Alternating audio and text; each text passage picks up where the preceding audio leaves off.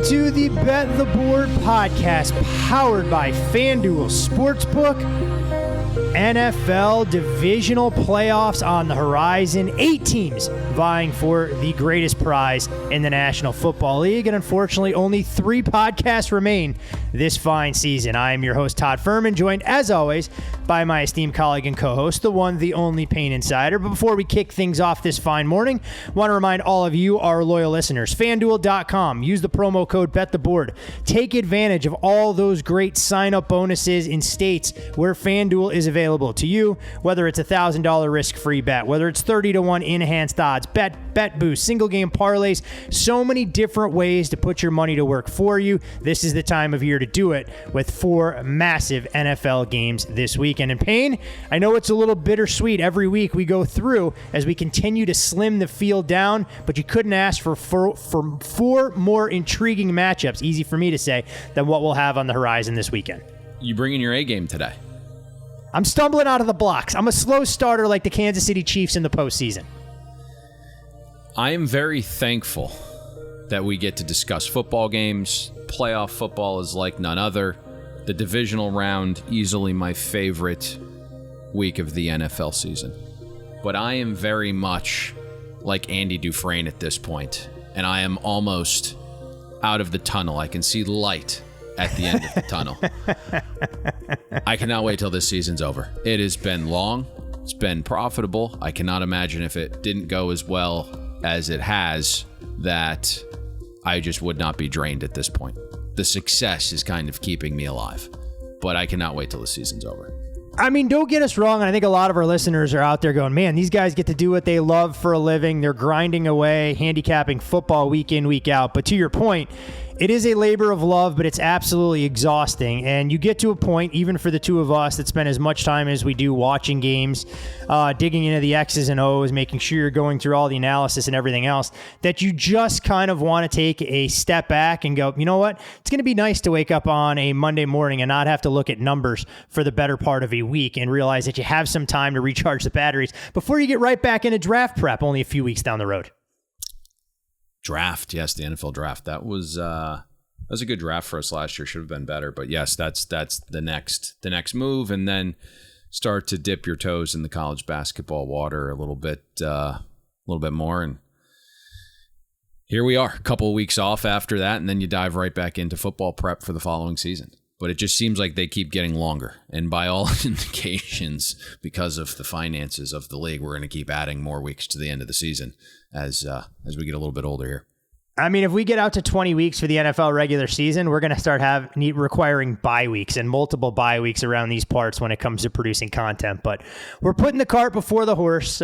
As we've said, we've survived the first ever 18-week regular season. We got through Wild Card Weekend with a rocking chair winner on the Arizona Cardinals team total under, although I didn't even want to see them score double digits in points. Would have been that much better from an optics standpoint. But you cashed the ticket nonetheless, and you use that momentum rolling into the first kickoff on Saturday, which sees the Cincinnati Bengals go out on the road to take on the Tennessee Titans. The Titans, a 3.5-point favorite at FanDuel Sportsbook. Total on this game at 47. And paying the Cincinnati Bengals and beating the Raiders mark the end of the longest North American sport playoff victory drought. They're, of course, looking for their first AFC title appearance since 1988. The Bengals, in their illustrious franchise history, if you can call it that, have never won a road playoff game. Meanwhile, the Tennessee Titans come into this spot well-rested, getting Derrick Henry back in the mix. And to the Titans' credit, they beat 8 teams this season with winning records. Best mark in the league, and it's actually the best mark in league history. Layer into that factor Mike Vrabel in his short time as the head boss in Nashville. 8-0 straight up. 8-0 against the spread with 8+ days between games. When you look at this particular matchup, this is the only game of the 4 that we'll see this weekend where it's not a rematch of a contest we saw earlier this season. So the floor is yours in terms of what you think will be the most fascinating matchup to watch, whether it's the Titans offense with Derrick Henry back against this Bengals defense or Joey Burrow riding the hot hand against an underappreciated Tennessee defense. Correct me if I'm wrong, but you called this the JV game of the week. 100%. And I will not back down from my claim. When I look at the 4 matchups that are out there, especially in the AFC, I said Bengals Titans is an appetizer. It's the JV game getting played on, Thursday night in anticipation of the varsity that goes a day later. And it's not to say the Titans or Bengals can't win the AFC, but from an overall intrigue, pedigree, and everything else, Bengals Titans JV, Bills Chiefs that we'll get to last on this show after John Sheeran stops by is indeed the varsity matchup. Boy, to me, well, I understand that might be the viewpoint of others. There's certainly better games, right? Bills, Chiefs slotted perfectly.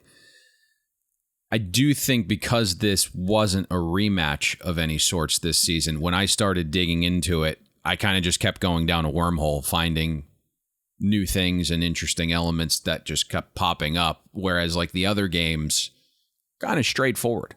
So that's why this one is a little bit more interesting to me, but kind of to your point before everyone does crush you. The guys that I work with a little bit in the group certainly have indicated that these two teams are unlike the others in the sense that if you look at early down metrics, 6 teams in the top 6 are in the playoffs right now. The 2 teams that are not in the top 6 of early down offense would be the 2 teams in this game. So they are not like the others from that perspective before everyone jumps down your throat from the Tennessee. Oh, they can jump down my throat all they want. I didn't say this game offered less intrigue. I just said from a pedigree standpoint and everything else, on the surface, to your point, it's a lot different approach for the casual fan. Yes, I do think the one thing here is when you look at the Titans offense, that's probably a good place to start. We know their build offensively, right? We've heard Vrabel come out and kind of double down in his presser this week about running the football. And we know what a good ground game means for Ryan Tannehill. And I think when you kind of look at this matchup a little bit, where the Bengals are susceptible. And maybe even more so now with some of the injuries along the defensive line. You have Larry Ogunjobi and Mike Daniels are out. You have a defensive tackle in Josh Tapoa who missed last week's wild card game and has been limited in some practices. Is a good sign that Trey Hendrickson is pointing upwards towards playing. So, not as much to monitor here from now till kick, but certainly Hendrickson does need to be fully cleared, and Tapoa would be an interesting get back just as a body on the interior. I think it obviously makes sense to start with the Titans run game and then kind of branch out from there. And I know we mentioned last week how, the Bengals run defense and kind of defense in general have been tailing off quite a bit. And at one point this season, the Bengals were inside the top 10 in defensive efficiency. But you kind of zoom out a little bit and you start with week 8. The Bengals are 22nd EPA per rush allowed. They're 25th in rushing success rate allowed. And then you have this rematch against the Raiders last week, and the Bengals give up 7.4 carry in that game and a 57% success rate on the ground. And that's the second time around that you've seen them against a bottom 10 rush attack and a piss poor Raiders O-line, and that's the result. So it does make it, I think, a little nerve-wracking if you're looking at the Bengals defense here potentially having success. There's also some really interesting stuff when you dig into schedule analysis, where if you look at the Titans offense, they've faced the very most difficult schedule of run defenses in the NFL this season. So it's a drop down in class for them. Then you look at Cincinnati. They've played 7 games against traditional run style offenses that rank top 15 in rushing efficiency. The Bengals are 1-6 in those games. They're giving up a shade more than 31 points per. The lone win against a top 15 rushing offense in that sample is Kansas City. The Bengals trailed in that game by 14 multiple times at home. And then you had like a Jordan-like performance from Ja'Marr Chase. And then you had Cincinnati being helped by penalties. And I know a lot of people didn't like that Monday morning breakdown where we bitched about penalties, but we're able to do that when you have the data. And the data suggests that when you look at the expected points added from penalty, the Bengals were one of the largest beneficiaries in a single game all season against the Chiefs. So it was a real thing, and that's why we brought it up. Now, all signs point to Derrick Henry being back. There was a video that was released Tuesday where he's driving through linemen. That was pretty impressive. Certainly still not fully pushing off the right foot, but he's going to get touches. He's going to play. I heard the interview with the offensive coordinator, and he said, hey, listen, our running back coach does a great job. We have a ton of guys back here that we are comfortable with, whether it's Foreman, whether it's Hilliard, whether it's Derrick Henry, and we're just going to see how it goes. Derrick Henry's certainly going to play. He's certainly going to get some touches. If he's 100% and feels great, he might touch the ball 20 times. If not, maybe it's 15 times. Who knows? But I think it's interesting just having him out there, right? And the idea of having to game plan for him, I think does open some things up for Tannehill, obviously in the play action pass game. And you kind of just look at the Bengals defense, and something that we've mentioned in previous weeks because we've broken down a lot of Cincy games. But their issue defending the middle of the field is why they struggle against play action. So if you look at the Bengals this season, they're better than league average defending non-play action passes, but substantially worse than league average against play action passes. And if you look at early down play action passes, the Bengals are giving up 10.4 yards per pass attempt and a 58% success rate. Horrible. So just the idea of having Derrick Henry out there lined up on the field on first down and then suddenly going play action on a crosser to A.J. Brown, something we've seen 100 times over, that's probably going to have success because that's exactly where you want to attack the Bengals defense. But all said, I think the biggest factor on this side of the ball, and it actually correlates to the point spread more than any, and I think I tweeted about this Monday morning, and I'm going to kind of paraphrase it now, but I said if you're using season-long metrics to compare these teams, you certainly don't get to 3.5 or even the 4s that we have seen pop periodically at a couple places throughout the course of this week. But if you're not manually adjusting the Titans' offense substantially upwards, I think you're making a massive mistake as well, okay? And if you look at season-long numbers, the Titans' offense, 20th in efficiency, right? Not good. But pre-Derrick Henry, right, Tennessee was a top 10 offense in efficiency, EPA per play, drop back EPA, you name it. And so what this bye week has done for Tennessee, I think, is really massive. You buy Derrick Henry another week. A.J. Brown and Julio Jones have dealt with nagging injuries all season. They get time. The offensive line, Taylor Lewan, you had Roger Saffold, you had David Quisenberry, all have some nagging injuries down the stretch as well. None of those guys were listed on the injury report, so they're healthy as clams. That's huge. But kind of getting back to this point about manually tweaking the Titans' offense upwards, there was a writer, Rich Harbor, who kind of expounded on my point the other day, and he said only 11% of Ryan Tannehill's dropbacks this season came with Derrick Henry, A.J. Brown, and Julio Jones on the field. When that trio is on the field, Ryan Tannehill averaged 9.4 yards per attempt on those plays. On the 25% of dropbacks without that trio of Henry, Brown, and Julio, Tannehill dipped to 5.2 yards an attempt. So while there is this idea that Derrick Henry won't play 100% of the snaps and won't be 100%, and it's tough to kind of figure out where Tennessee's offense lies. You can't just make them a top 8 offense again. Even if you're going somewhere in between 20th and 8th, it's a massive upgrade. And you kind of factor in the matchup advantages that we've just talked about. I think it's massive. And that's kind of the reason why we're at 3.5 from some of the sharp bettors, laying the 2.5, laying some of the money line very early on Sunday night. And that's why we're out to a number that might seem ridiculous to some, but just in general, a massive dichotomy and performance of offense and why you have to manually adjust the Titans this week. And also kind of thinking about something we've said the last couple years is not only are you manually adjusting the offense, but when you are manually adjusting the offensive side of the ball and offense is responsible to correlating wins 4 times more than defense, you have to factor that in. And not to kind of belabor the points that you laid out there, when you look at some of the season-long numbers for Tannehill, and this goes back obviously to last season and the time he spent with Derrick Henry, 10.3 yards per attempt with play action when Derrick Henry's in the mix. That number would lead the NFL. Without Derrick Henry, that number drops to 7.4. So you're talking about 3 yards per attempt on play action. That number would rank 25th in the NFL. So it just further obviously supports the thesis there and the statement that you made. And when you talk about Julio Jones being on the field, you can make the case that he looked his best and his healthiest, most explosive, whatever adjective you want to use, in that regular season finale against the Houston Texans, which is a scary thought because Titans fans really believe when they made the trade for Julio, he was going to provide the perfect complement to A.J. Brown as a true number one. That potential hasn't been realized. Suddenly, you're still the number one seed in the AFC and you haven't gotten the best out of Julio. If that hamstring holds up, it makes this offense a lot more dynamic than anybody's given them credit for the reasons you mentioned, the 11% of snaps that trio has been on the field together. It's amazing the way the narrative can change because the New England Patriots had their pick of choice, right? It was Kendrick Bourne or Julio Jones. And they went with the younger, healthier guy in Kendrick Bourne. And to this point, Kendrick Bourne was the right choice.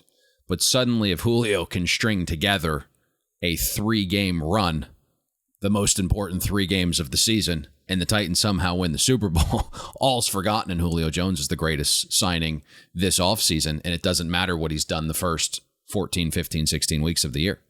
Pretty wild to think about how things can change based on the significance of a game. And if Julio's previous playoff performances are indicative of what you can get 3 to 4 years later, I think the Titans will be thrilled with some of the returns there. Now, when you look at the other side of the ball, Payne, I think this is as fascinating as what you're going to see with the Titans offense against the Bengals defense. I mean, Tennessee went out this offseason. They retooled pretty much everywhere defensively. When you look at how they perform, there's a lot of noise in some of those schedule numbers. They didn't play the most daunting schedule of opponents down the stretch, but they held their own earlier in the year when they stepped up in class. And one of the keys to what this defense does is generating pressure. You have Harold Landry, you have Danico Autry, and Jeffrey Simmons, all 8+ sacks and 50+ pressures this season.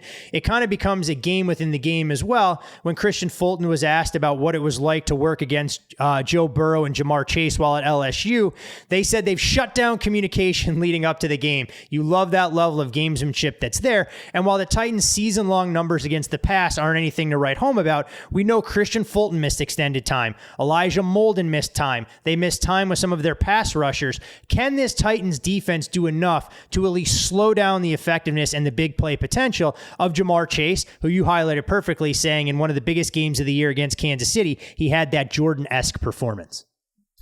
Yeah, it's a great question. And, you know, we're obviously going to find out.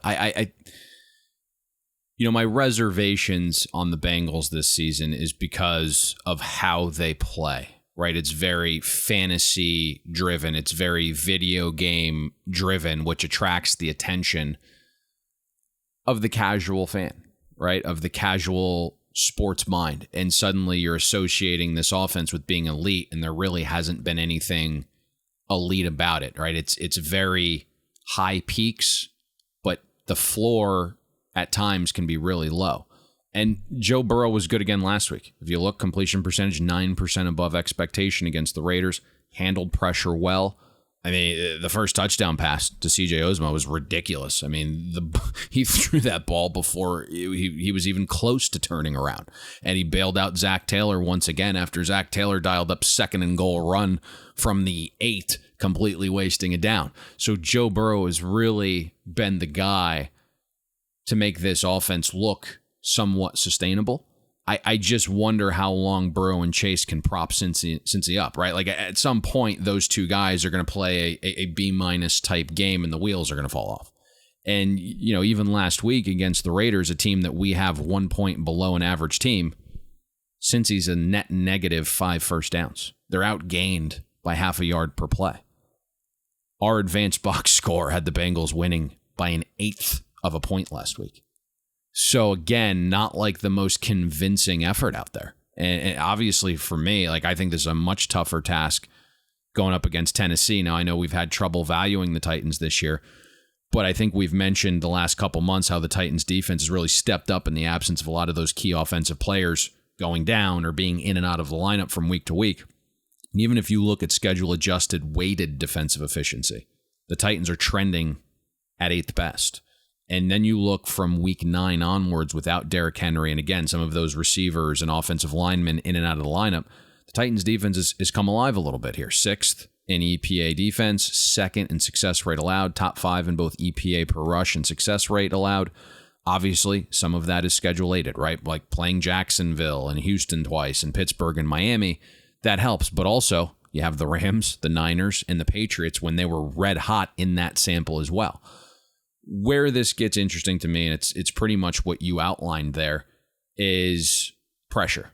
Burrow did a good job last week getting rid of the ball. He had the 5th quickest release time of any of the wild card quarterbacks, yet he was pressured on more than 36% of his dropbacks. So there's a clear advantage up front for Tennessee with Dupree and Landry and Autry and Simmons. Dupree and Landry are going to take their turns abusing the backup right tackle Isaiah Prince, right? And those two guys are coming off a bye, fully rested, not a 5-quarter, 87-snap game like Max Crosby last week. There's a difference there. And I think the real area of pass protection we've focused on being the weak link on the Bengals O-line is the interior.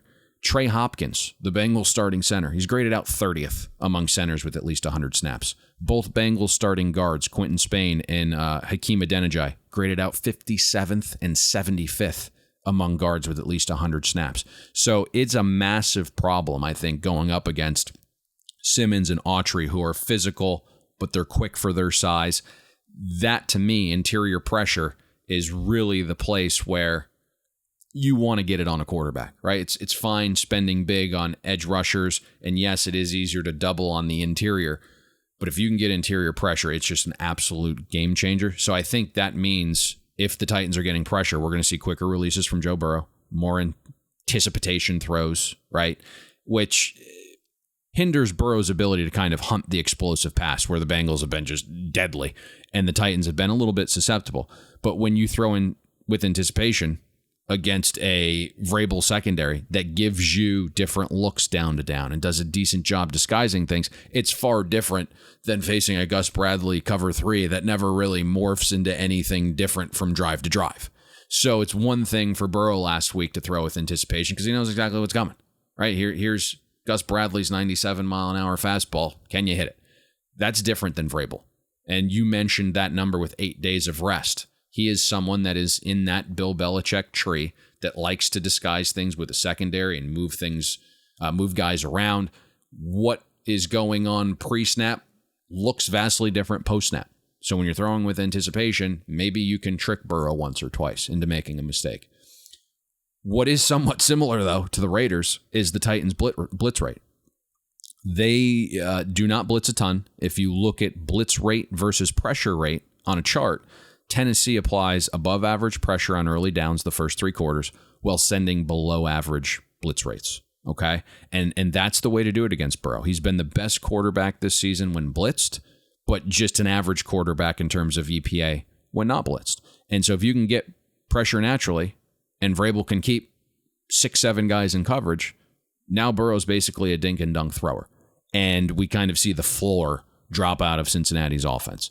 Now, the benefit is you have a guy like Tyler Boyd in an area we've mentioned multiple times this season when breaking down a Titans defense is they are very susceptible to slot receivers. Very susceptible, kind of on the hashes, okay? And that is where you want to attack the Titans defense. Typically, that will mean Tyler Boyd.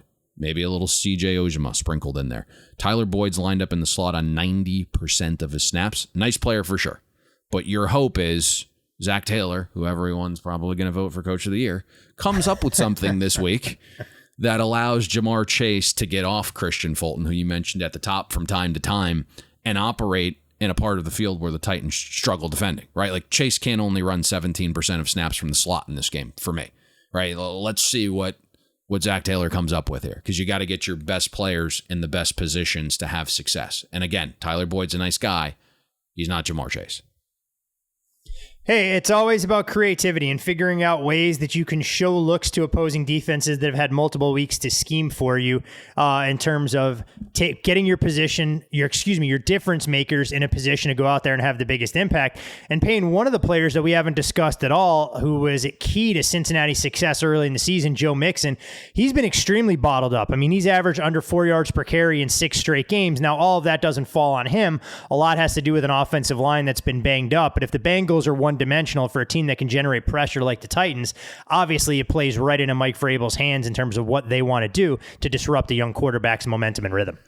Yeah, that was the interesting element to the Bengals right? When you looked at them early on in the season, is they were getting well above expectation in terms of offensive line play. It was still very shaky in terms of pass protection, but they were creating a nice push. At one point this season, I believe they topped out at like 8th in run block win rate. And you're like, oof, this is a massive get for the Cincinnati Bengals offensive line in terms of improvement. And that was helping Joe Mixon. Now he's dealing with a little bit with some injury stuff. But in general, right, they're going to try to get him going. Let's see if he's successful. I mentioned the Titans' defensive improvements. A lot of that is also against the run when you have Autry and Simmons in the middle kind of dominating that. It could be tougher to get the ground game going. I also think, and this is why, guys who look at this stuff aren't as high on Zach Taylor as some of the people voting for this stuff. It's like, it's a very vanilla offense, right? It's like, we're going to line Joe Burrow up in shotgun. We're going to pass from shotgun. We're going to not give him max protection. It's just going to be like a 5 protection line. There really isn't anything extravagant. And that is why, again, while the price may seem off, once you make the manual adjustment for the Titans offense and you figure, very vanilla Cincinnati Bengals offense that a guy like Vrabel is going to have 8+ days to prepare for, you start coming away with saying like, hey, there really isn't a great matchup here for Cincinnati. This is going to require an anomaly performance from the O-line to keep Joe Burrow upright and Ja'Marr Chase just going ham with explosives on the sideline. The hope and heave offense works from time to time. I just don't know if it's going to do it here. Should be one hell of a game. We'll see where this number ultimately settles. As you mentioned, the price opened under a field goal, ballooned out as high as 4.5. I saw at some of the sharper offshores before value seekers were grabbing the underdog. A great way to kick things off on Saturday. From the appetizer on Saturday to the nightcap, which will take us out to Lambeau Field. And full disclosure, when we talked to John Sheeran before the show, Payne, this number has since moved on the side at FanDuel Sportsbook. And you're looking at the Green Bay Packers, now a 5.5-point favorite in this matchup. Total on the game sits at 47. LaFleur and Shanahan, obviously a ton of familiarity with one another. And Aaron Rodgers, well, San Francisco has been his nemesis in the playoffs. 0-3 against them in his career, 5 passing touchdowns and 4 turnovers. But when you look at the weather here, that'll play into Green Bay's hands. Game forecast expected to be one of the 10 coldest recorded playoff games.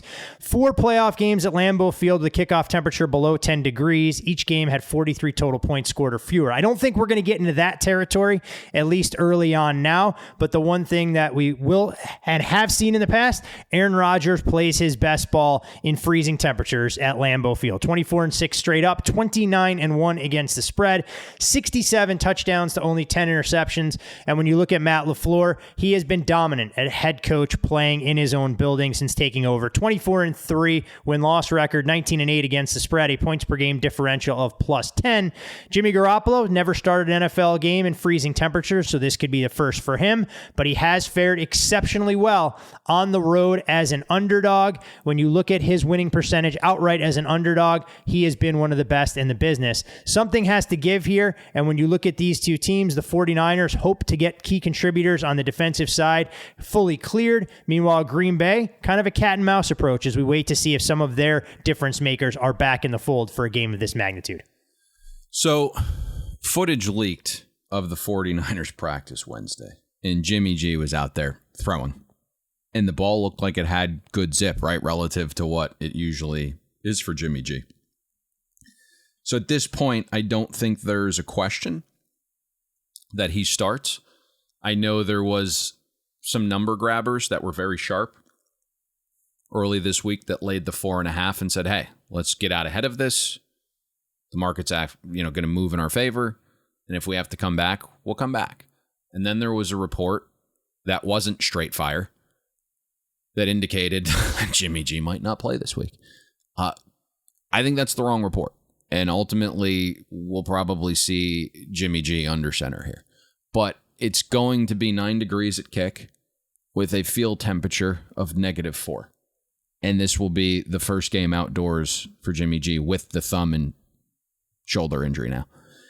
And I think if you listen to the post-game presser after Dallas, Jimmy G said in the fourth quarter that his interception was an overthrow and the ball just got away and he couldn't fully grip it. Who knows if he's making an excuse? There's probably some validity to it. Colder weather certainly is going to help the pain in terms of numbing, but it's going to hinder the grip as well.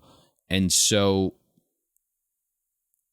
for me, I'd like to see at least some short yardage packages for Trey Lance, especially with the familiarity between these coaching staffs, right? I mean, LaFleur and Shanahan, part of the same tree. Packers DC, Joe Barry was the assistant head coach and linebackers coach for 4 seasons with the Rams in the same division as Shanahan. So I think a curveball or two would be smart here. The cold weather certainly plays a role when you have a warm weather team heading to town. So, factor in an already good home field advantage and a bye week, and you're probably giving Green Bay more than their typical home edge, which is already one of the tops in the league. I think a lot of us felt like a ton of guys would be returning for the Packers, to your point. And Matt LaFleur said in his Wednesday presser, it's not realistic for Jair Alexander or Zadarius Smith to play huge snaps if they can go. Not sure if we believe him. LaFleur does a really good job camouflaging that stuff, but that is the direct quote from the horse's mouth. So let's see what that looks like. I think that probably cleans up the injury stuff. In terms of matchups, the 49ers offense has certainly morphed since the week 3 game between these two, right? Elijah Mitchell wasn't a thing yet. Shanahan hadn't really put much thought into Debo at running back. Jawan Jennings wasn't Jimmy G's go-to guy on third down. The 49ers offense was more of a quick pass game than a run first, hunt deep shots off play action type of offense at that point. In that same matchup, to my eye, and the metrics later confirmed, there was far too much toss and outside zone run plays. It felt like Green Bay was kind of just sitting on that, and players were cheating outside on Joe Barry's defense. And if you look at the numbers, the 49ers only averaged 2.9 a carry on their 14 first down runs, 3 yards a carry on runs all game. And my understanding from the contact I have with the 49ers is it was a real lack of trust in Trey Sermon. And the second leading rusher in terms of carries that game was Kyle Juszczyk. So the run game for the 49ers is going to be a little different this week with Mitchell and Debo, especially running between the tackles. And if you look at Green Bay, obviously not good in that department. 28th in defensive rush efficiency, 30th in both EPA per rush allowed and rushing success rate allowed. Give the Packers credit, right? Like number 1 seed, team clearly trending up health-wise. Only have to win 2 games and you're going to the Super Bowl and you have the largest home field advantage in football, and great. But if you look down the stretch, I think you also have to question some of the quarterbacks they've played. Justin Fields, Tyler Huntley, a beat-up Baker Mayfield who's now just had surgery, I believe, on multiple parts of his body. Sean Mannion, Kellen Mond. You're down 6 at the break to a Bears team that was so bad they fired their head coach and GM days ago, right? You're a 2-point conversion away from losing to Tyler Huntley. You beat Cleveland by 2 in a home game where you're +4 in turnover differential. Sean Mannion probably isn't an NFL quarterback, and he was removed from the COVID list days before the game, and I think Mike Zimmer depicted what Kellen Mond is quite well in his post-game presser. Arguably the best soundbite of the season, if you ask me. Oh. Did you want to see a little bit more of Kellen Mond in this game? Nah, I've seen enough. See him every day at practice. All things are equal health-wise, Todd. This game is probably about 3 points lower. So it's going to be interesting to monitor some of these injuries over the next 2.5 days. But no one who does this professionally, again, if all things are equal health-wise, are anywhere remotely close to 6 on this.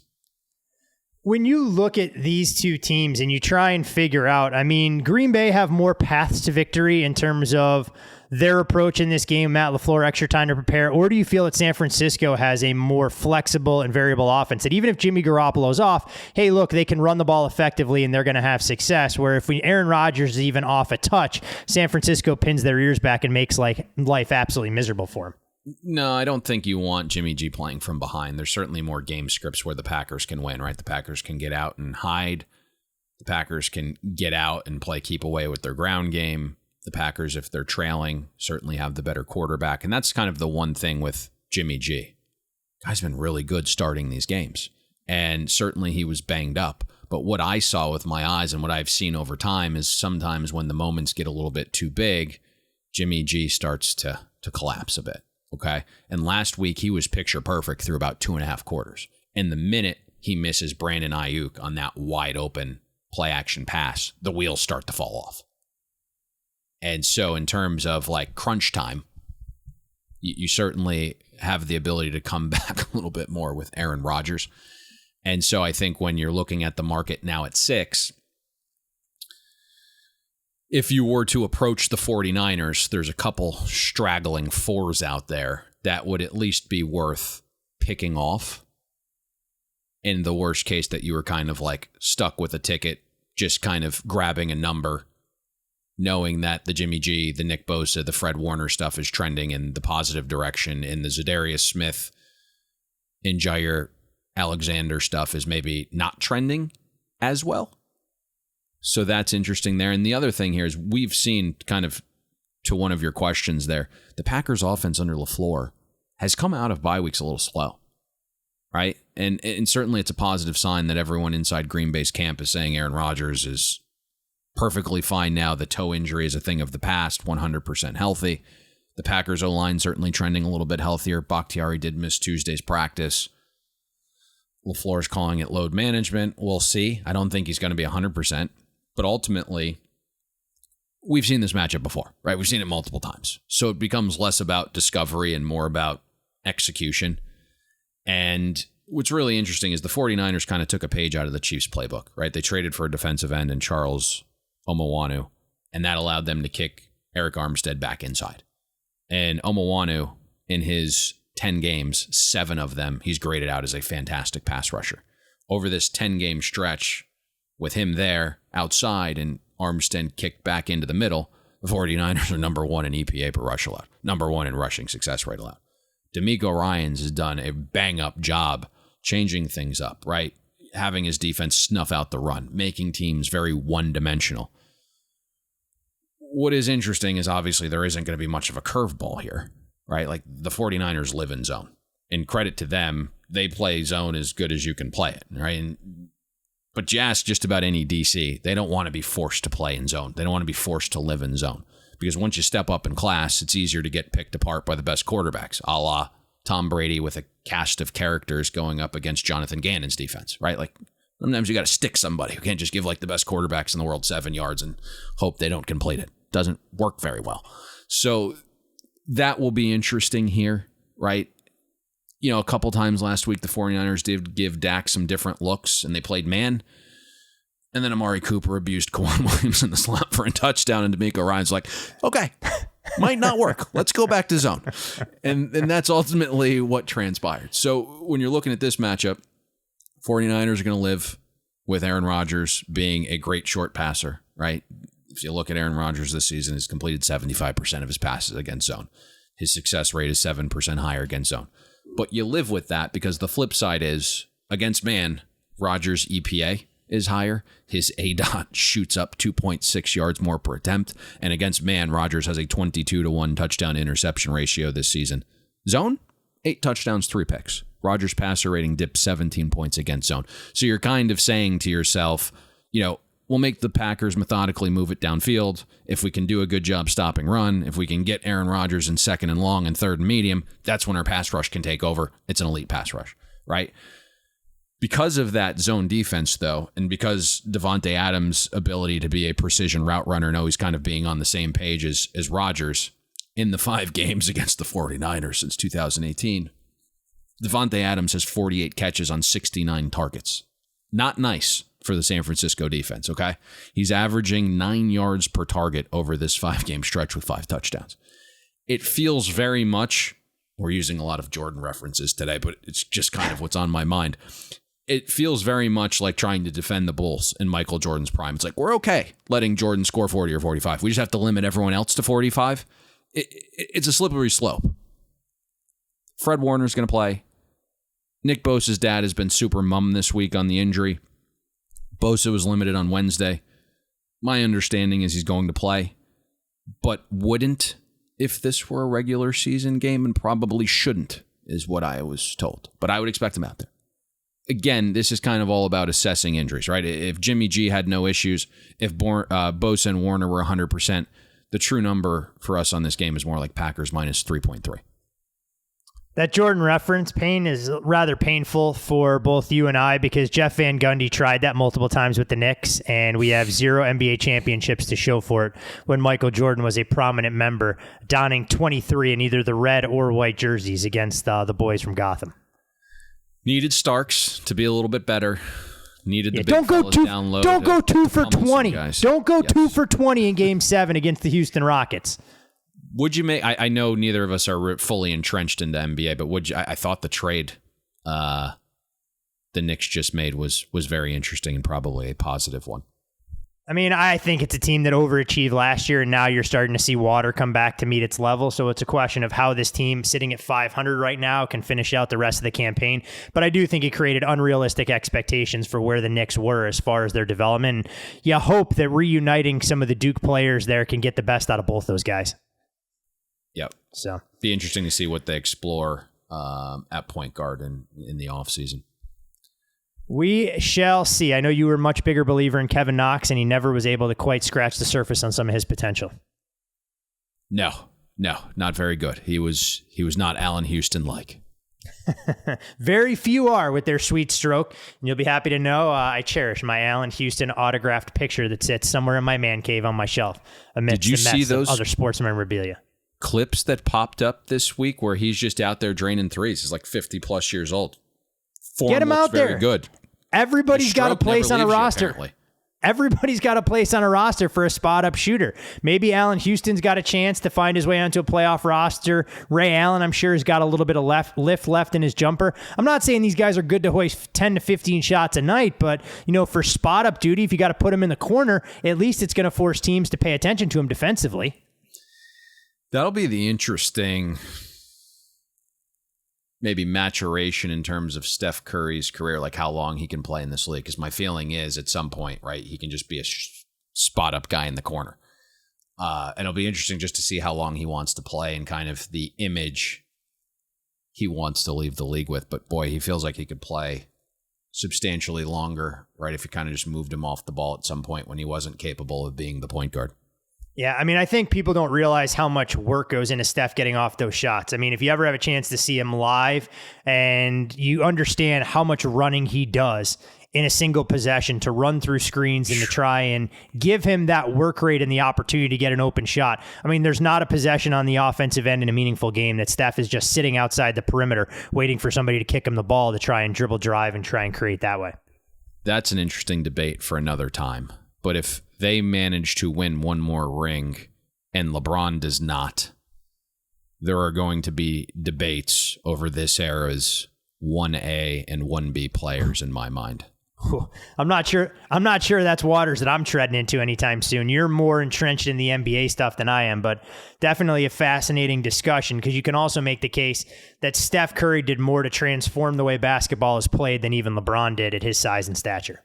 Oh, there's no doubt, right? There isn't really a model for being 6'8", 250 and can play, right? I think that's the interesting part of the debate and why the debate comes around, because we are more in line with Steph Curry, right? None of us, I shouldn't say none of us, many of us listening to this podcast can't go out in the driveway and dunk a basketball, but we can certainly launch a 40-footer.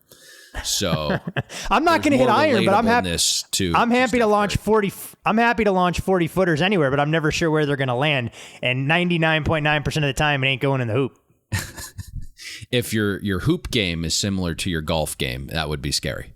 Trust me, there's a direct negative correlation between those of us that grew up playing hockey and our ability to play basketball. If you ever wanted to be entertained, we would, for some of our preseason conditioning, try and match up sides. So you play, whether it was a 3-on-3 tournament or something along those lines. Let me tell you, Payne, it was the ugliest basketball you'd ever seen. And we probably could have built homeless shelters for everybody in the state of Connecticut with the amount of bricks that were hoisted just playing games to 11.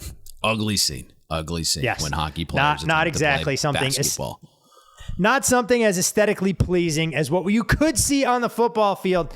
Sunday, if the Rams and Bucs decide to don the right jerseys, it'd be wonderful if we could get a little throwback here.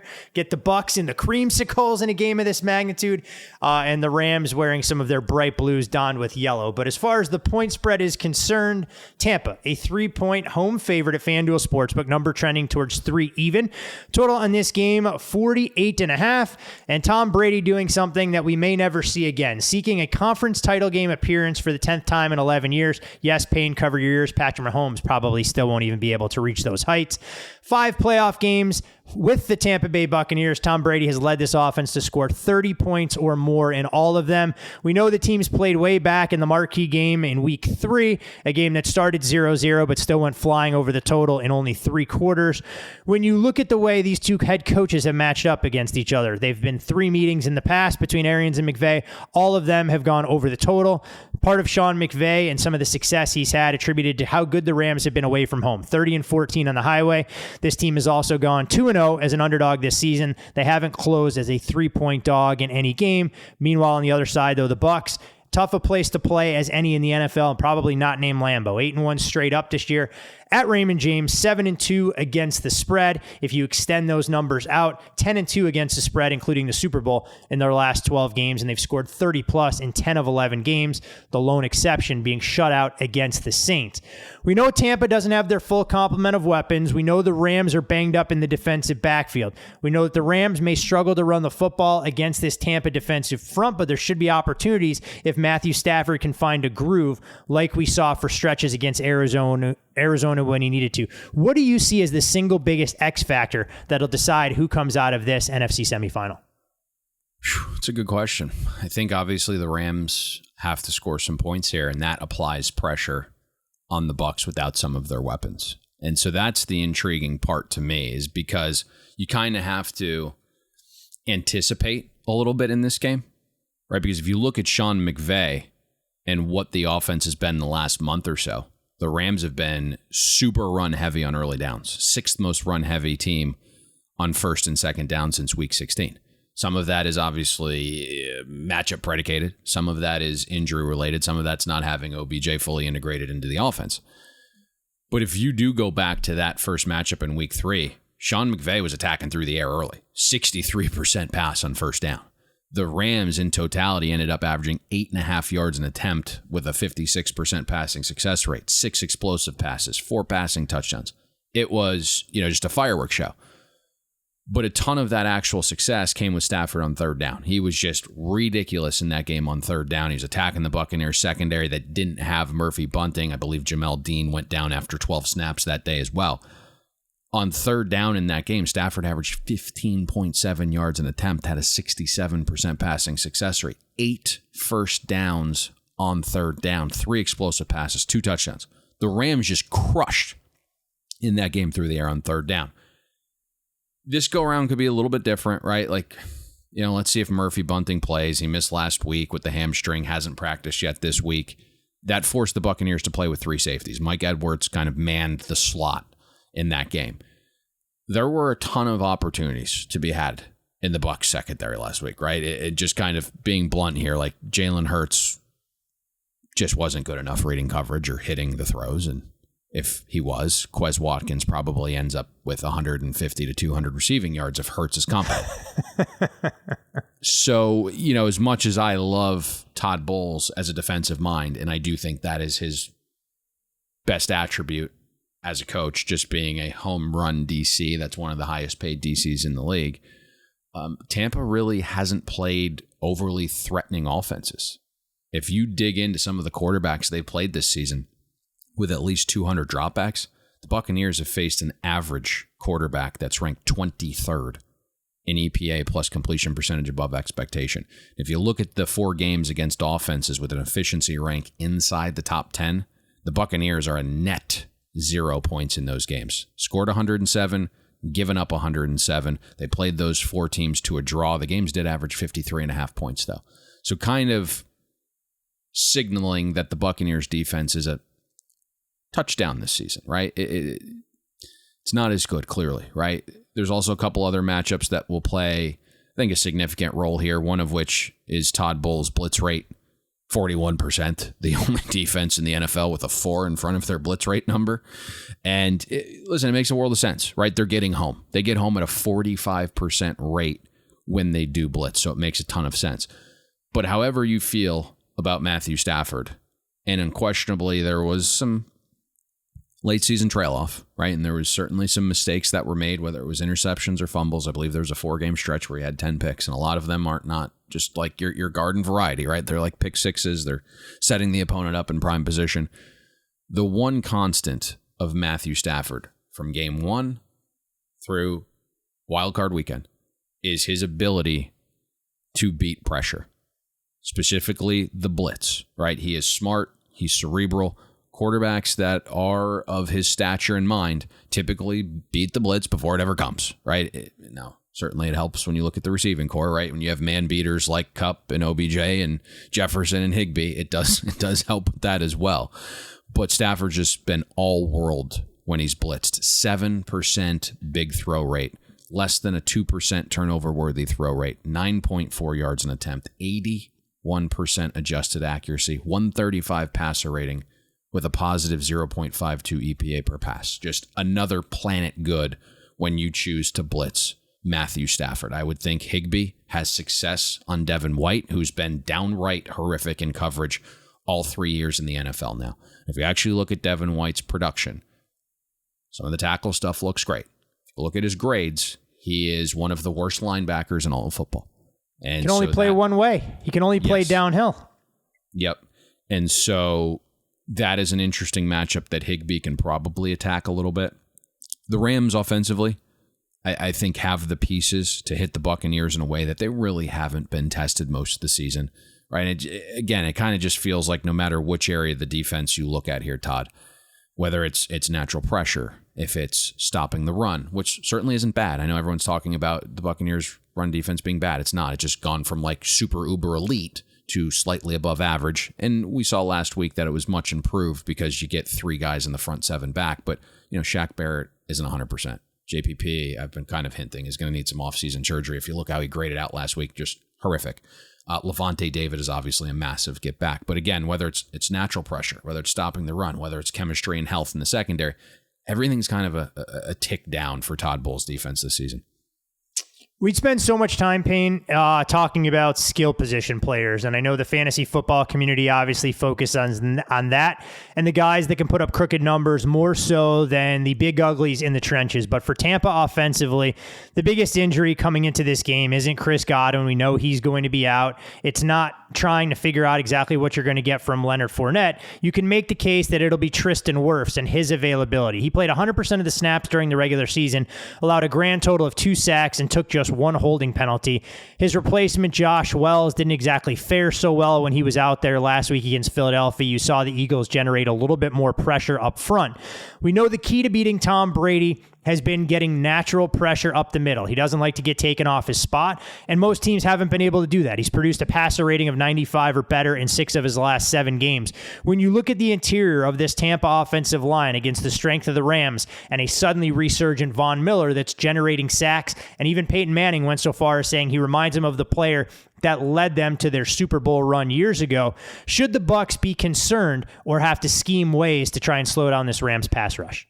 The middle of the field is going to decide this side of the ball, right? Because in general, whether it's protecting Tom Brady or whether it's attacking the Rams defense, it's the middle of the field, right? If you're Tampa, you want to attack the middle of the field where there is poor linebacker play. It's not a spot that the Rams have invested in much. And then you obviously have some of the injury concerns to the safety position. Eric Weddle, nearing age 38, was called out of retirement simply because he knew the defense and where to line up. That's kind of a bonus when you look at potentially who would be behind him, right? When you think about how the Rams are comprised, right? We spend big on certain players. Doesn't make us the most deep team, right? Lacking depth. So at its core, that's where you want to attack the Rams defense. For whatever reason, Cliff Kingsbury didn't really attack that area in the script or the initial game plan. Now it's different when you have a 5'8" quarterback that has to, convince his way onto Splash Mountain versus having Tom Brady. Look at you firing short jokes over there like you're towering over people at 6'4" when you walk into rooms. Yeah, 5'11" and a half, but I also am not a starting quarterback in the NFL. It's a very good point. That's the difference. But you're held to a much different standard as a handicapper and a podcaster than Kyler Murray. Yes. And, if you look at some of the numbers from Kyler Murray, I think we outlined it after his rookie year where he struggled. He was throwing the ball over the middle of the field. That really hasn't improved much unless you look at Kyler Murray kind of in the 10 to 20 yard area of the middle of the field, or kind of like pinpointing certain ones. That's where he's like acceptable throwing to the middle of the field.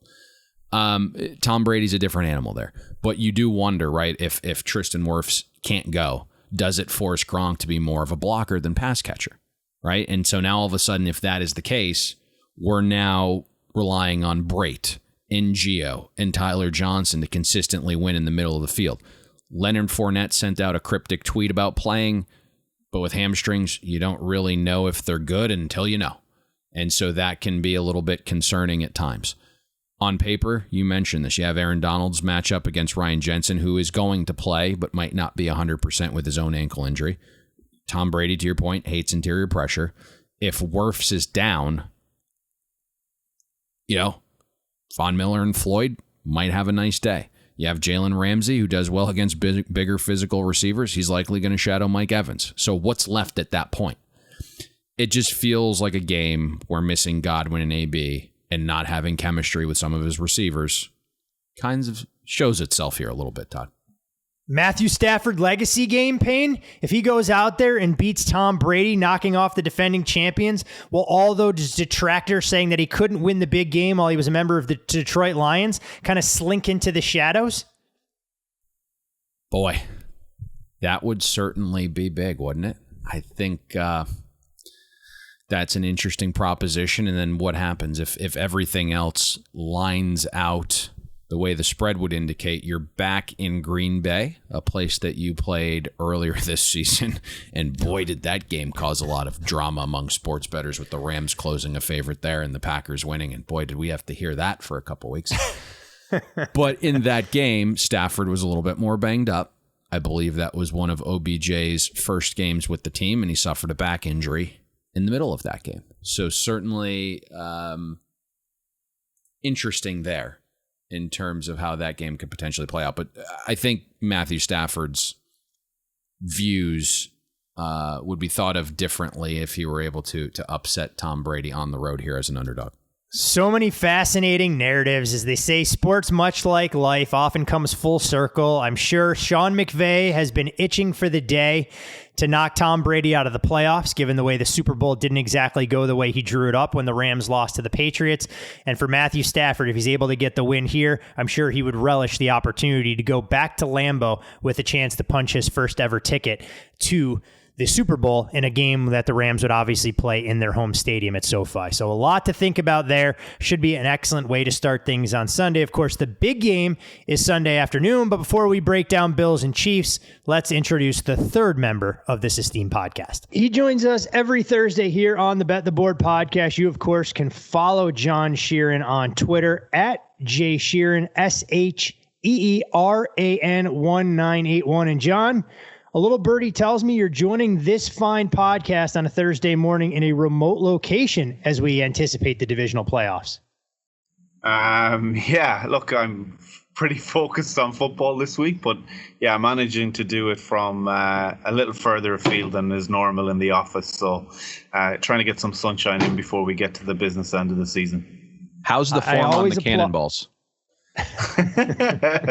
Put it this way, Payne, there's a bigger splash than there used to be. we always applaud working from wherever you can, and it's the joys of this business as much as anything else. But there's no doubt 4 big games on the horizon, and we'll get your take on all of those, John. But did want to quickly put a bow on the things we saw unfold last week, and obviously favorites were the order of the day. The only underdog that was able to cover and win outright was the San Francisco 49ers. How did things end up playing out for the house? Was there a game that was a particularly good decision for you guys, and was there one that you'd wished had gone in a much different direction? You know what? For the results falling the way that they did, like you allude to, I think overall we were pretty happy with the results. I think a lot of revenue driven from kind of unique situations when it comes to same game parlay, not a lot of spread of touchdowns across the key or the expected personnel, and some reasonably low scoring games. I think in overall made it a pretty profitable weekend for us. So given the results, like I said, the way they fell, pretty happy with the outcome.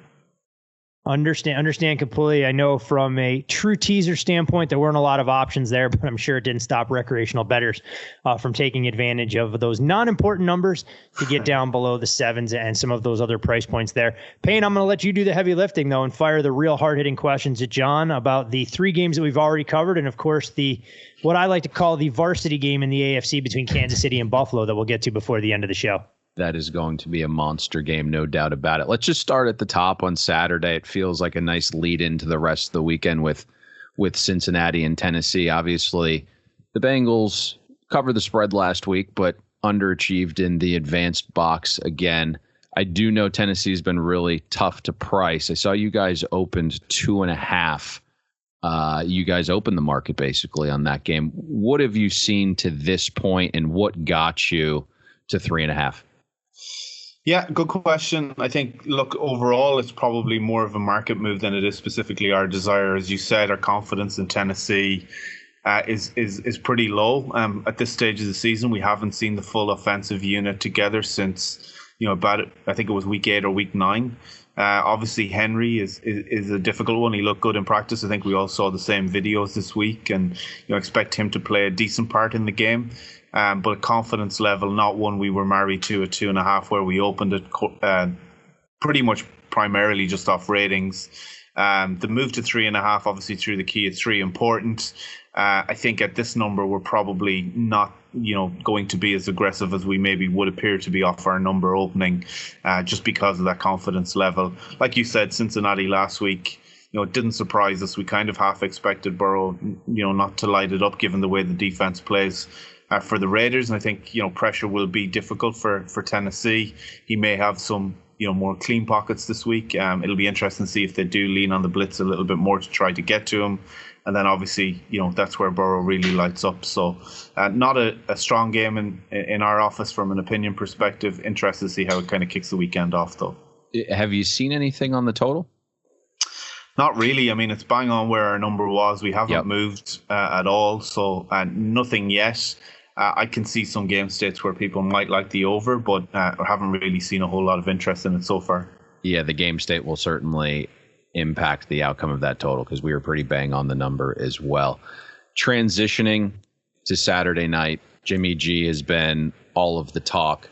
I know you guys in-house aren't as high on him, and with good reason. But this number, we're now at 6. You guys, I believe, opened 4.5. You were one of the last to actually adjust your number off 4.5. How are you guys playing that in-house? What was the reason you moved to 6? Is there anything that would get you back down to where your truer number might be? Yeah, like you say, we opened early on this and we opened at 4.5, and we were pretty happy at 4.5 with the volume we were taking on Green Bay. It was pretty excessive given a lot of the market were already at 6.5 even in certain spots. So we definitely have our fill of Green Bay. I think we have increased appetite provided we get positive injury news for San Francisco. I think we opened 4.5, and that was before the kind of news around his shoulder kind of came out. And then, I think Bosa's injury, maybe even being a bit more serious than it appeared to be, just a mild concussion as they described it in games. So, I think we're in a position right now where, tickets and money are heavily biased at 6 to Green Bay. So we don't necessarily need to move, but I think we probably will when, if as expected, we get the news that those 3 key players are obviously full participants in practice and expected to go, should that be the case. So I think we'll be aggressive with the number and probably be best price in market on Green Bay. And that just fundamentally comes down to the fact that, our ratings don't really have a whole lot between these 2 teams, and 6 is obviously, even allowing for the bye, allowing for the conditions and home field advantage, 6 is obviously far too many in our view. So I want to be aggressive and get back down to where we opened it, but waiting on that news before we do so. Makes complete sense. And yesterday we did see a little bit of a move on the total, one of the sharper shops. down to 46.5 from an open of 47.5 might not seem like a big deal, but it is a full point move through a key number of 47. Have you seen anything there? Not really, just kind of the move that you allude to. And yeah, I think if you're buying into San Francisco having success on the ground, limiting possessions, I think that's the formula. And I can understand why people are willing to, as you said, buy it down through the key of 47, but definitely not seeing any sharp money our side on the game. Weather maybe as well. Obviously, there's a question mark around some snow and obviously expected to be pretty cold there.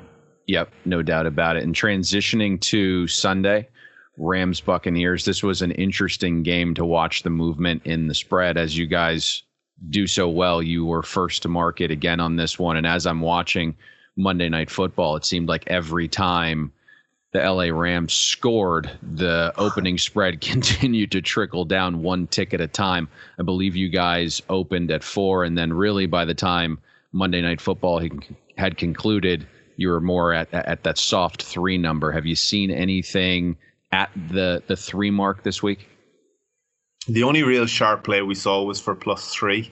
Yep. So, to see it come down a little bit underneath that, I think is a reflection of that desire. As you said, a lot of it based on the Rams' performance last week. I think matchup-wise, it's a good time to face Tampa Bay. I think it'll be interesting to see how McVay approaches this. I thought called an excellent game last week, and it'll be interesting to see whether he kind of sticks with the pass first or tries to run it on Tampa Bay. I think Tampa Bay's run defense has been suspect, in my opinion, this season compared to last year where it was so good. And I don't think teams necessarily have taken advantage of it. And I think that might be the way McVay hones in on this. But I am a little surprised that it's gone as far as it is on ratings alone. So much of this seems to be reflective of the performance on Sunday night, and maybe even gone a little bit too far. So we'll shade towards Tampa Bay based on where it is right now and get more aggressive should it kind of continue to go towards Los Angeles. Absolutely no faith, Payne, not only from you, but from John, as far as the Matthew Stafford legacy game is concerned around here, and the confidence the two of you have in him trying to erase that tarnished reputation that he built as a playoff loser for all those years in Detroit. I'm a big Stafford guy. I really am. I know certainly he's downtrended a little bit towards the latter part of the season, but still in the top marks of EPA per dropback. So I think this is an interesting game from that perspective, and certainly Matthew Stafford will be relied upon through the air. The big game, the one everybody wants to talk about, and I think it's a perfect time setting for this one with Bills Chiefs, another rematch. Feels like Buffalo has kind of built their team this offseason to combat the Kansas City Chiefs. Did well in their earlier season matchup, winning that game outright on the road. There certainly were some elements later in that game that impacted some things. What are you seeing so far on Bills Chiefs early in the week? Look, in terms of the number, obviously, we were a little bit more towards Kansas than where it currently sits. We were 2.5, I think was our internal number.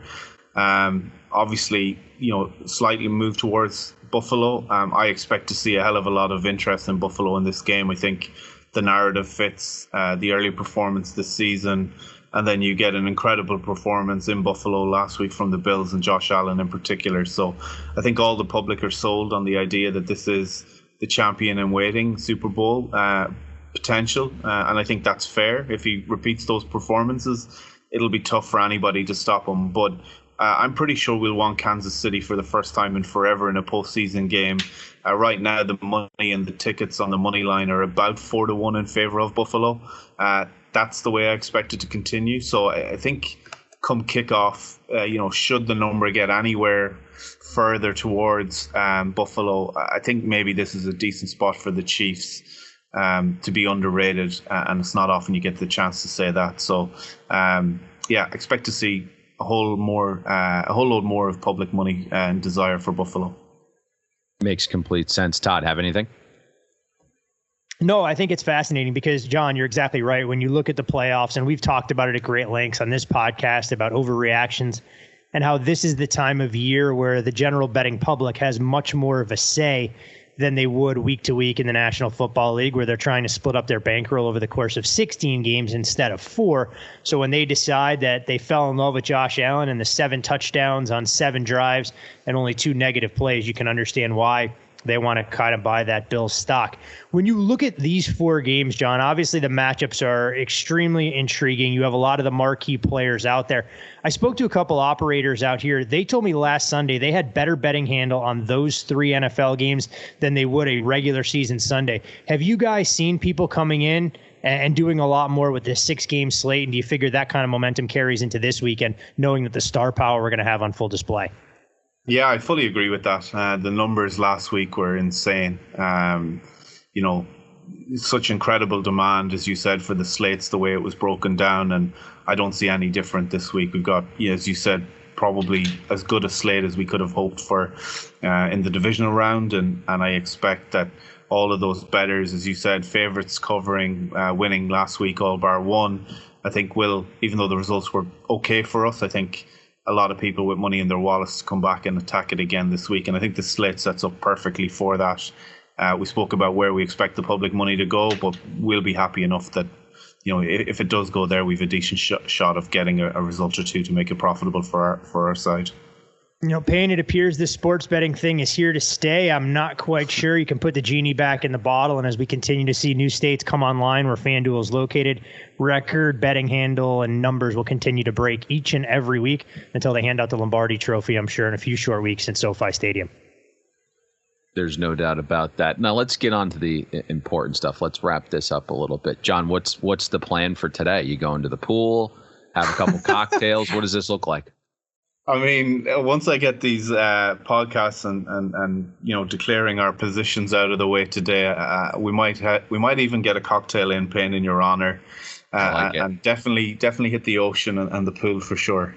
What's the drink of choice? That's a good question. I asked a friend of mine that the other day, and he's tipping me up some sort of pineapple rum beverage, which I think I'm going to have to go for. Nothing wrong with a little frozen concoction with the umbrella in it. No. It's the only way to do things. John Payne is a stickler for details. It's a Tito's and soda, or Tito's with 7 ice cubes, but I'm more in your camp. When you're down where you are, take advantage, a little pina colada, a little umbrella, enjoy the fruits of your labor. Can't thank you enough, my friend, for taking time out of your busy day to kind of share some of the liabilities and help give an invaluable perspective to our listeners. Enjoy the rest of your time in the sun. We'll look forward to catching up with you next week when we know the 4 combatants going toe-to-toe with the right to play for the biggest prize in the National Football League. Thank you, guys. Appreciate it. Pretty wild, Payne, when you listen to John and he talks about, 4-1 ticket clip coming in on Buffalo. We know they're the flavor of the month, and of course we still have to break that game down in detail. But it's so funny when you look at public perception, knowing the states where FanDuel is active, and you brought up an excellent point, and I don't want to steal your thunder, but it may help shed some light on why FanDuel could be so lopsided on Buffalo action early in the week. Yeah, they just opened up in New York, so it makes a lot of sense that they're getting hit with a ton of Bills action to this point in the week. I know the reports you were getting from the West Coast didn't really have that large of a split.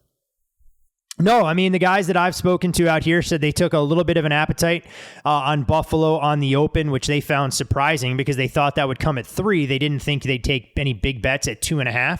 But I guess sometimes, as we talk about all the time, they're itchy trigger fingers in this particular space. And then, I had other folks who know they deal to a more recreational customer base who fully anticipate, depending on how the weekend goes, that if the public is down, they're going to look to use Kansas City because it's Patrick Mahomes and it's Andy Reid at home to get out of a hole. So it's always funny when you say you love a team on Tuesday, but when push comes to shove, who are you betting if you've gone 0-3 betting sides so far through the divisional round? Yeah, it's an interesting debate. I'm not really in the mind of the recreational bettor, but I do think there is some staying power mentally, at least for a week, when you see Buffalo and Josh Allen decimate Bill Belichick, and Buffalo had one of the greatest playoff performances of all time, I believe.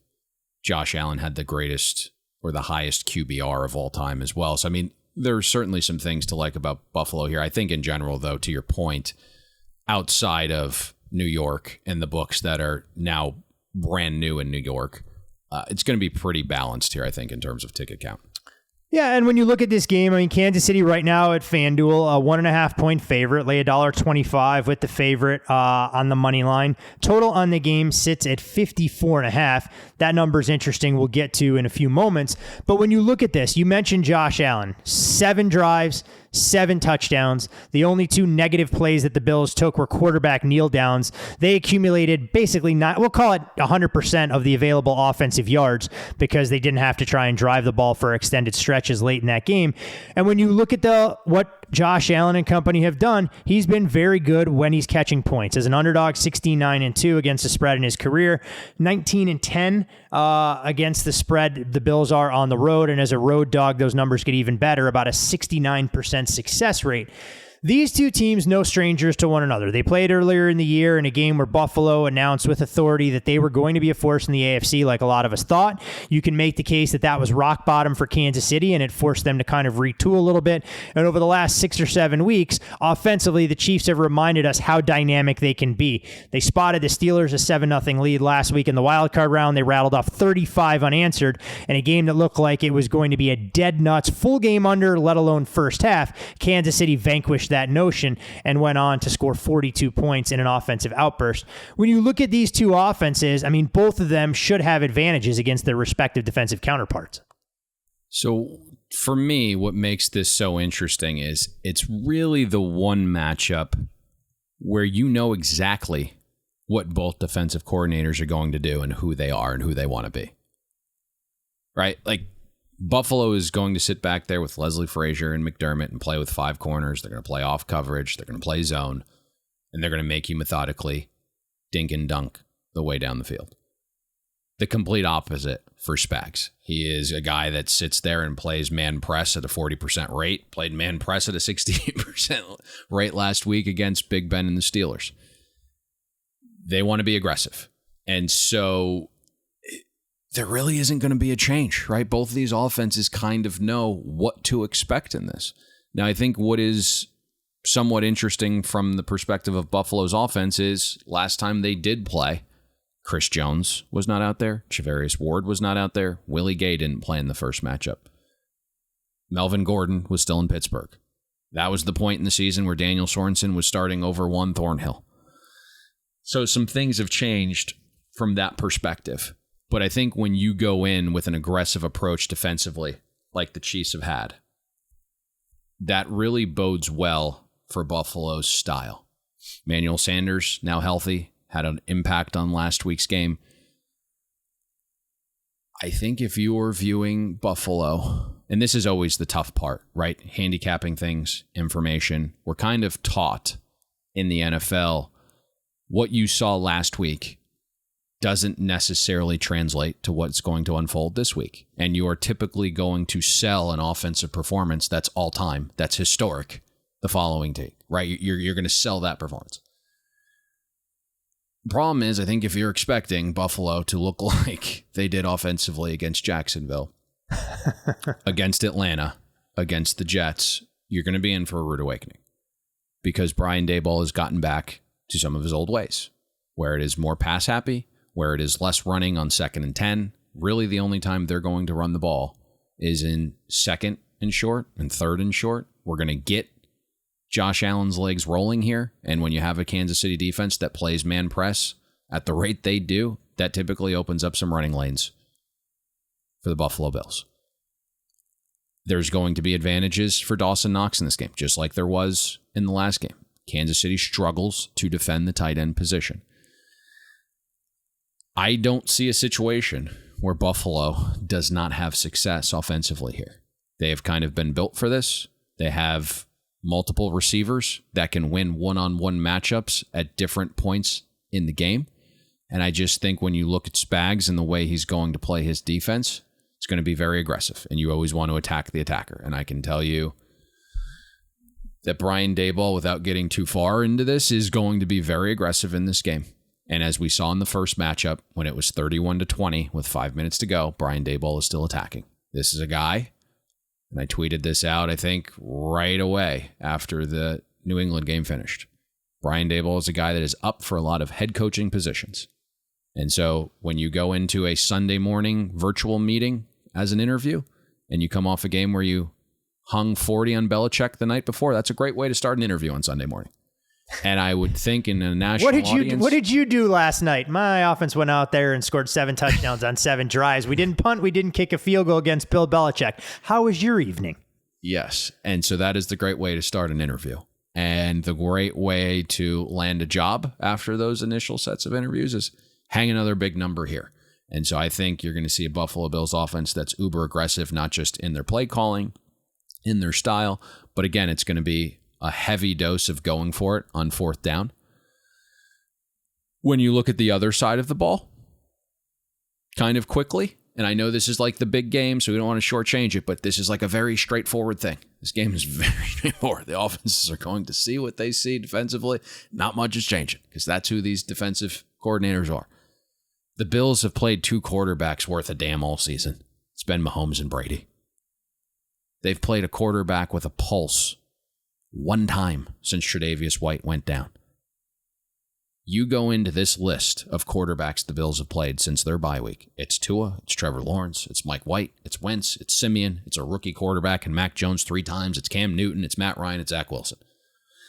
On the season, the second easiest schedule of offenses faced. There won't be wind or nasty weather to aid their defense this week, right? This is Dane Jackson, a 7th rounder out of Pitt, playing cornerback, starting for the Buffalo Bills.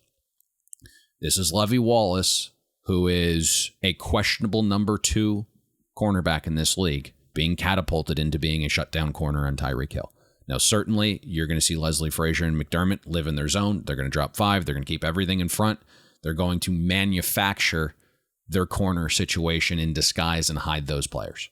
And I think that's what's interesting in this game because ultimately Andy Reid's going to have to come up with some new route concepts. And I think that's the other interesting element in this game. When they played in week 5, there really wasn't this priviness to how defenses were going to elect to defend Kansas City, although the Bills were very much like, hey, this is who we are. But you look at some of the route trees and route combinations for guys like Tyreek Hill, and they were a little too far down the field. And now the Chiefs offense is a little bit more acclimated to beating this style of defense because they've seen it so much throughout the course of the season. So we have Tyreek Hill running shorter routes. We have Travis Kelce, who now looks 100% healthy, now able to beat his man coverage one-on-one matchup when we go bunch the other way. We now have an interesting weapon here in Jerick McKinnon, where if you're playing zone, if you're playing soft, we can now dump it off to him for 5, 6, 7, 8 yards and continue to matriculate the ball downfield. That's an option they didn't have earlier in the season. For whatever reason, they weren't using him. Now, I know Clyde Edwards-Helaire is trending up. He's going to need to be a better runner in this game. When you see those light boxes from the Buffalo Bills, wasn't very good as a light box runner in the initial matchup. So that's got to improve here. But I think when you look at that first matchup, and you see 58 points scored, and you realize that Kansas City got 0 on trips to the 9 and the 15-yard line. And there was a drive where Buffalo also got 0, where they got called for a holding penalty on a run where Moss ran it down to the 8-yard line, and then you followed up that play with an intentional grounding and got 0 points on that drive. When you think about the actual complexion of that game, late second quarter, there was a weather front that came in, kicked up winds. And then at halftime, there was an hour delay due to weather where guys are just kind of sitting there in the locker room. And both offenses kind of came out a little bit stagnant in the second half. I don't see that being the case here. For Buffalo, the way that they're going to have some success here potentially defensively is turning you over. That's their goal. But also they are number 1 in pressure rate. So you do have to look at the right tackle situation for Kansas City with Wiley out there. He is a liability. Buffalo does a good job, as I mentioned last week, kind of treating their defensive ends and defensive linemen like a hockey team, right? Constantly going in and out and keeping those guys fresh. So that could be an area where Wiley is taken advantage of. I certainly think in terms of props, what I've seen already this week, the places that opened, the quarterback run props have already been hit. Saw last week a very bad number on Josh Allen at 39.5. That got whacked. We saw this week the number opened 45.5. That was already whacked. Patrick Mahomes opened 20.5 for his rushing yards. I believe that's out to like 23.5 already this morning. So those are some interesting things. in this game. Now, I don't know if we want to like jump right into this, but certainly when you look at this game, and it's something Todd and I have talked about off the air a little bit, and it's something that a lot of modelers have discussed over the years. When I look at this total, it makes sense that it's coming down from a numbers perspective, right? It did get as high as 55 earlier this week. We're down to 53.5 in a lot of places, 54 in some other places. Our model on this game says 52.9. Completely agree to some extent, I guess, in terms of like just playing the numbers. You can't play the numbers in this game. I think you throw the model out the window for a game like this. You simply cannot have a thought where our model says 52.9 and we're not cognizant that the data and the points of data are signaling Buffalo playing the likes of Trevor Lawrence and Zach Wilson.